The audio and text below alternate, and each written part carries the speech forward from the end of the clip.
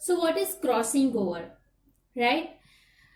In prophase 1 of meiosis, genes of homologous chromosomes switch around called crossing over.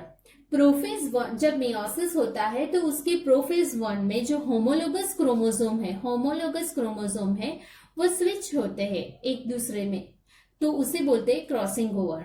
Like that कि ये जो x है, ये जो पिंक कलर का है वो पैटर्नल क्रोमोसोम है, this one green one is maternal chromosome. ये दोनों होमोलोगस क्रोमोसोम है, राइट? तो ये दोनों जब साथ में होंगे तो ये दोनों क्रॉस करेंगे, इसे बोलते हैं क्रॉसिंग ओवर। जब वो सेग्रीगेट होंगे तो क्या होगा, मैटरनल क्रोमोसोम से इतना पार्ट पैटर्नल क्रोमोसोम पे आया और पैटर्नल क्रोमोसोम पे से इतना पार्ट मैटरनल क्रोमोसोम पे आया। इट मीन्स कि यहाँ पे क्रोमोसोम हुआ, इट मीन्स कि ये उस पेरेंट की जैसे सेम नहीं है, यहाँ पे वेरिएशन आ गया है, राइट? इसे बोलते हैं इंडिपेंडेंट असॉर्टमेंट, क्योंकि वो इजीली क्रॉसिंग ओवर किया उन्होंने और असॉर्ट हो गए, सेग्रीगेट हो गए, राइट? तो इसे बोलते हैं क्रॉसिंग ओवर। क्रॉसिंग ओवर इस तरीके से होता है, जो होमोलोगस क्रोमोसोम होता है वो एक दूसरे के अंदर स्विच करते हैं, वो किसी भी पार्ट पे स्विच करते हैं, तो उसी तरह से वेरिएशन आता है और उसी तरह से offspring look different than parents, right? ये रिकॉम्बिनेंट क्रिएट करते हैं, क्रॉसिंग ओवर से रिकॉम्बिनेंट मिलते हैं हमें। इट मीन्स के पेरेंटल टाइप ऑफस्प्रिंग नहीं मिलती, डिफरेंट मिलती है, वेरिएशन मिलता है, राइट? और ये जो पैरिंग है, पैरिंग ऑफ होमोलोगस क्रोमोसोम, इसे बोलते हैं synapsis. Pairing of homologous chromosome, it means it known as synapsis, right? Now all concepts or all definition is clear. Now we are discussing about the Morgan's experiment, right? So what is Morgan's experiment? Morgan ने क्या किया experiment में? Morgan carried out several dihybrid crosses. Dihybrid cross it means कि उन्होंने दो character लिया। Mendel ने जैसे पी प्लांट में डाईहाइब्रिड क्रॉस किया था, उसी तरह से मॉर्गन ने भी यहाँ पे फ्रूट फ्लाइज पे डाईहाइब्रिड क्रॉसेस किए। So Morgan carried out several dihybrid crosses in Drosophila melanogaster to study sex-linked genes. Sex-linked gene, it means कि सेक्स के जो क्रोमोसोम है उसके साथ कौन से जीन्स लिंक्ड है, उसकी स्टडी करने के लिए मॉर्गन ने ये एक्सपेरिमेंट किया। Sex link genes, it means कि एक्स वाई क्रोमोसोम के साथ कौन से जीन्स लिंक्ड है, इसके लिए, राइट? सो उन्होंने दो टाइप का क्रॉस किया। फर्स्ट क्रॉस उनके बीच में किया, yellow bodies white eyed female and brown bodies red eye male, right? Yellow body and white eye female and brown body red eye male। और ये जो red eye male है वो wild type है, it means कि ये dominating है, red eye dominating trait है। तो उन्होंने ये दोनों के बीच में क्रॉस करवाया और दूसरा क्रॉस उन्होंने करवाया white eye and miniature wing means small wing, और रेड आई और लार्ज विंग, ये भी वाइल्ड टाइप है, राइट? तो उन्होंने दो क्रॉसिंग ओवर करवाए, राइट? तो अब हम देखेंगे जो चार्ट एनसीईआरटी में दिया है। सो फर्स्ट ये क्रॉस 1 है, yellow and white, yellow body and white eye and wild type जिसमें red eye and brown body, और दूसरा ये जो क्रॉसिंग ओवर है white eye and miniature wing and wild type, it means कि red eye and large wing, right? तो ये parent है, उनके बीच में क्रॉसिंग ओवर करवाया तो जो F1 जनरेशन मिली wild type and yellow white and wild type and white miniature, ये F1 जनरेशन मिली।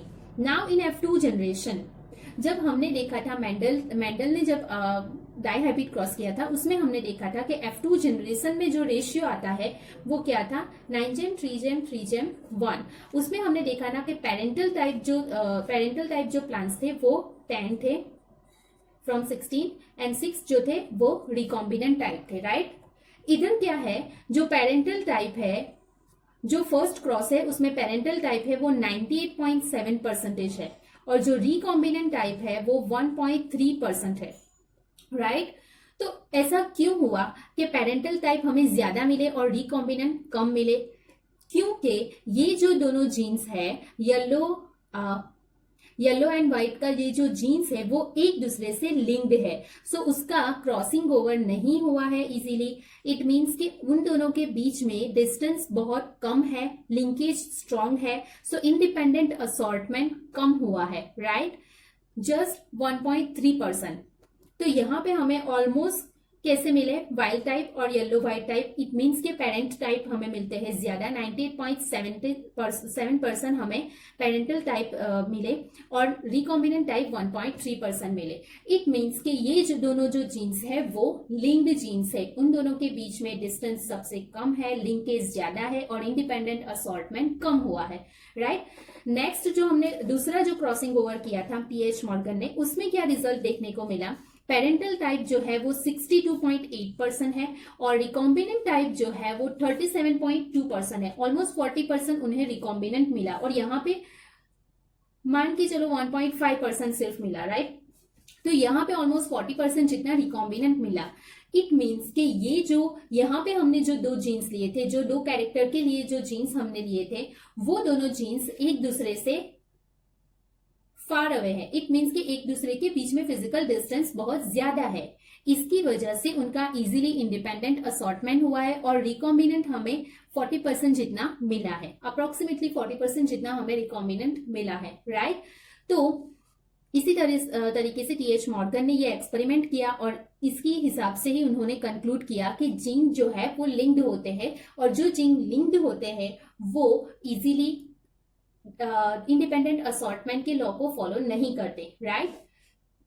अगर ऐसा नहीं होता तो हमें ये रेशियो मिलना चाहिए था, राइट, जो मेंडल को डाइहाइब्रिड क्रॉस में मिला था, बट यहाँ पे ये रेशियो नहीं मिल रहा और यहाँ पे डिफरेंट रेशियो मिल रहे हैं, डिफरेंट जीन के लिए डिफरेंट रेशियो मिल रहा है। इट मीन्स कि जो जीन्स लिंक्ड है, जिनके बीच में स्ट्रॉन्ग लिंकेज है, वो रिकॉम्बिनेंट टाइप्स जो ऑफस्क्रीन है वो कम बनाते हैं, कम परसेंटेज में रिकॉम्बिनेंट ऑफस्क्रीन होते हैं और ज्यादा पेरेंटल टाइप होता है। और जो जीन्स के बीच में डिस्टेंस ज्यादा है, उनकी लिंकेज वीक है, वो रिकॉम्बिनेंट टाइप्स जो ऑफस्क्रीन है वो ज्यादा परसेंट में बनाते हैं, right. So now it's clear about the TH Morgan experiment. Morgan intercross their F1 progeny और ही फाउंड दैट, जो हमने अभी देखा कि मॉर्गन ने दो क्रॉसिंग ओवर कराया और उसके हिसाब से जो F1 जनरेशन मिली उन दोनों के बीच में, वो F1 जनरेशन के बीच में इंटरक्रॉस करवाया, जैसे मेंडल सेल्फिंग करवाते थे उसी हिसाब से इन्होंने इंटरक्रॉस करवाया और रिजल्ट क्या मिला हमने अभी देखा, right. The two genes did not segregate independently and the F2 ratio deviated from the 9' 3' 3' 1 ratio. It means कि जो दो जीन हमने लिए थे वो इजीली इंडिपेंडेंटली सेग्रीगेट नहीं होते हैं, उसकी इसीलिए हमको जो रेशियो एग्जैक्टली मिलना चाहिए डाइहाइब्रिड क्रॉस में वो रेशियो नहीं मिला।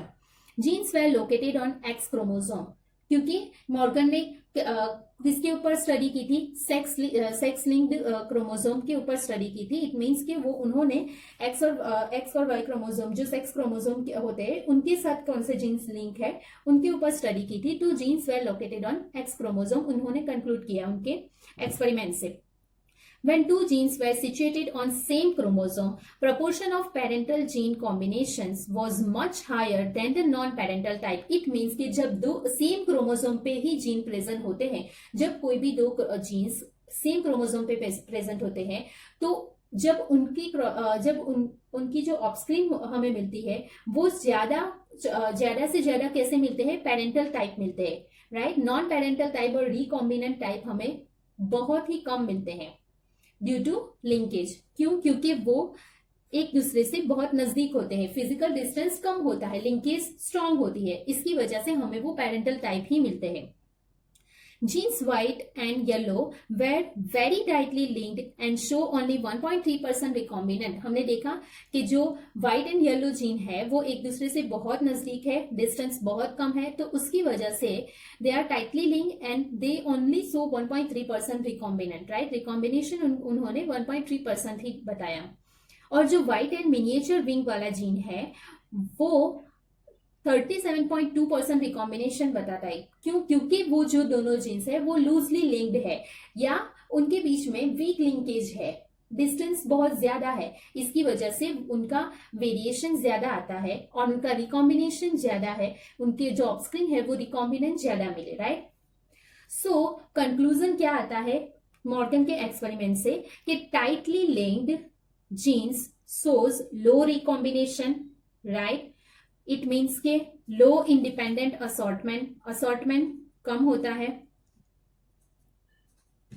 और loosely linked genes shows high recombination, it means के इंडिपेंडेंट असॉर्टमेंट ज्यादा होता है, right. Now it's clear about the Morgan's experiment.